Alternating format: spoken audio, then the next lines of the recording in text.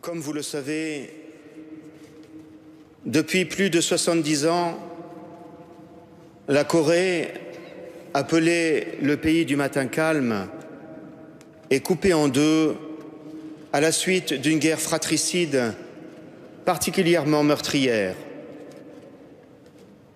Dans un premier temps, comme prêtre des missions étrangères de Paris, intégrant une équipe d'une ONG, j'ai pu me rendre en Corée du Nord et malgré la surveillance constante des policiers, j'ai pu vérifier la véracité de certains reportages et de nombreux témoignages recueillis auprès des réfugiés nord-coréens. D'abord, dans les hôpitaux, la situation est dramatique. Pas d'antibiotiques, ni de pansements, ni même de savon. Je ne vous donne qu'un exemple. Pour les perfusions, à la place des flacons de sérum, ils utilisent des bouteilles de bière remplies d'eau sucrée bouillie. J'ai pu visiter des écoles à Pyongyang, capitale de la Corée du Nord. Elles illustrent la sous-alimentation chronique de toute une population qui ne touche pas, bien évidemment, les apparatchiks du régime, bien sûr. Il faut savoir qu'un enfant nord-coréen âgé de 7 ans mesure en moyenne 20 cm de moins et pèse 10 kg de moins qu'un enfant en Corée du Sud. Les réfugiés sont unanimes pour dire qu'en Corée du Nord, il faut soudoyer tel membre du parti ou tel militaire pour obtenir des produits de première nécessité. La corruption est donc monnaie courante. J'ai aussi été étonné de ne pas voir des personnes handicapées. En fait, le régime nord-coréen, raciste et eugéniste, est obsédé par la pureté de la race dont les personnes qualifiées d'anormales ne font pas partie. Par conséquent, elles sont expulsées des grandes villes. Comment décrire en peu de mots ce régime communiste ? La Corée du Nord est un pays si fermé que personne ne peut y entrer et circuler sans visa, y compris Dieu, rajoutent les réfugiés en guise de boutade. Les deux principaux piliers de la répression sont d'une part le contrôle de tous les déplacements de la population et d'autre part l'ignorance du monde extérieur. Si bien que les réfugiés nord-coréens qui ont réussi à fuir découvrent ahuris une toute autre réalité que ce qu'on leur a raconté depuis leur naissance. Ils évoquent tous la propagande marxiste effrénée envers la population pour en faire des zombies soumis au Parti communiste. Le dictateur est présenté comme un véritable dieu, référence incontournable de tous les discours, de tout l'enseignement, de toutes les informations. La dynastie des Kim, Kim Il-sung, Kim Jong-il, Kim Jong-un, du grand-père au petit-fils, actuellement au pouvoir, fait l'objet d'une propagande délirante, avec ses 30 000 statues et portraits géants dispersés dans toutes les villes et tous les villages, et ses slogans écrits sur d'immenses panneaux exposés dans toutes les rues. Les Nord-Coréens s'épient entre voisins, entre collègues, et se dénoncent entre eux s'il y a manquement au devoir envers le grand leader. Après l'arrestation du coupable, on réunit la population et la famille pour condamner publiquement les transgressions du pseudo-délinquant. Tous assistent à son exécution capitale. Il existe cependant une alternative, le camp de rééducation. Parlons justement des camps de déportation, ce qui me donnera l'occasion de faire le point sur la présence des chrétiens dans ce pays. Le recoupement des témoignages et les observations des satellites occidentaux permettent d'estimer que les personnes détenues dans ces véritables camps de concentration sont entre 100 000 et 200 000.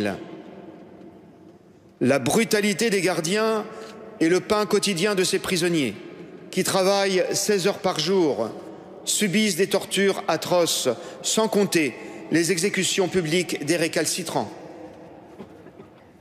Parmi ces prisonniers politiques, ceux qui subissent les plus mauvais traitements sont les chrétiens, considérés comme des espions, des anti-révolutionnaires de première classe. Ils seraient 13 000 selon le régime, mais entre 20 et 40 000 selon les organisations humanitaires, et font l'objet d'un traitement particulièrement cruel. On les crucifie, on les pend à des arbres ou sur des ponts, on les noie, ils sont brûlés vifs. Certains témoins évoquent des tortures si horribles que la décence m'interdit d'en faire état devant vous. Pour les dirigeants de la Corée du Nord, toute religion doit être bannie, c'est-à-dire autant le christianisme que le bouddhisme, car, comme le dit le catéchisme marxiste, elle est l'opium du peuple. Les Nord-Coréens ignorent ce qu'est une Bible, et donc qui est Dieu. Il y a quelques années, le gouvernement a ouvert à grand renfort de propagande une église catholique, un temple protestant et une église orthodoxe dans la capitale. Mais ce ne sont que des simulacres. Malgré tout cela, il existe une église souterraine en Corée du Nord qui fait l'objet d'une persécution continue. Aux réfugiés nord-coréens à qui je posais cette question, avez-vous entendu parler ou vu l'un de vos voisins arrêté parce qu'il a été pris en flagrant délit de prier chez lui ou dans un endroit tenu secret? Plusieurs m'ont répondu affirmativement. Et certaines informations parviennent à filtrer. Ainsi, il y a 2 ans, une femme enceinte de 33 ans, arrêtée en possession de 20 Bibles, a été rouée de coups et pendue par les pieds en public. En mai 2010, on a arrêté 20 chrétiens qui faisaient partie d'une église clandestine. 3 d'entre eux, les responsables, ont été aussitôt mis à mort et les autres déportés. On pense que depuis 1995, au moins 5000 chrétiens ont été exécutés uniquement parce qu'ils priaient secrètement ou distribuaient des Bibles. Beaucoup de ces chrétiens nord-coréens le sont devenus en raison de la présence des missionnaires étrangers à la frontière chinoise. On sait aussi que 2 pasteurs américains et canadiens d'origine coréenne sont actuellement enfermés dans des camps de prisonniers politiques en raison de leur aide aux réfugiés. J'ai rencontré des réfugiés dans un pays limitrophe de la Corée du Nord qui, s'ils sont arrêtés, risquent leur rapatriement de force, donc la prison, la torture, les camps et la mort. Si dans ce pays, voisin de la Corée du Nord, ils ne sont pas rapatriés, ils risquent de tomber dans les griffes d'organisations criminelles, de trafic d'organes et de prostitution. Les femmes et les petites filles nord-coréennes peuvent être kidnappées par des gangs et vendues à des paysans, ou pire, à des tenanciers de maisons closes. Une jeune fille coréenne peut être vendue pour 800 à 1200 $. Depuis plus de 60 ans, des milliers de Nord-Coréens ont tenté de gagner un pays libre, mais ce n'est pas simple. Il faut passer par la Chine, qui refuse de reconnaître le statut de réfugié à ceux qu'elle persiste à considérer comme des immigrés illégaux, sans papier et donc clandestins. Nombreux sont ceux qui travaillent comme ils peuvent, mal payés, maltraités, sans aucun droit, à la merci de l'employeur.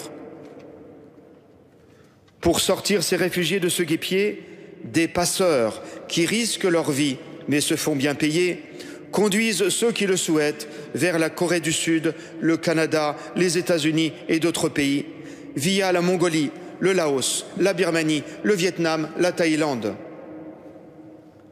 Pour faire passer quelqu'un de la Corée du Nord vers un pays tiers, il faut environ 4 000 à 5 000 € pour les faux passeports, le transport, la nourriture, le salaire du passeur et les pots de vin, versés aux douaniers ou aux policiers. Évidemment, ces contrats sont très aléatoires et il arrive qu'au dernier moment, le passeur décide une augmentation. En rencontrant les réfugiés nord-coréens, j'ai entendu des récits tellement insupportables que des larmes de souffrance et de honte coulaient de mes yeux. Comment des êtres humains peuvent-ils commettre de telles atrocités? Comment tant de vies humaines peuvent-elles être piétinées dans la plus grande indifférence?